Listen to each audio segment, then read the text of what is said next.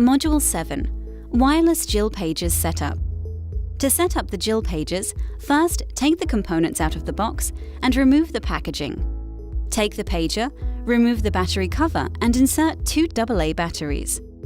After securing the battery cover, go to the right-hand side of the pager and slide the toggle switch to the VIB/tone option.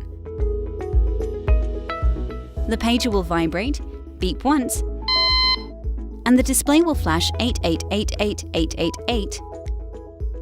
Then go to standby. The screen will now display --.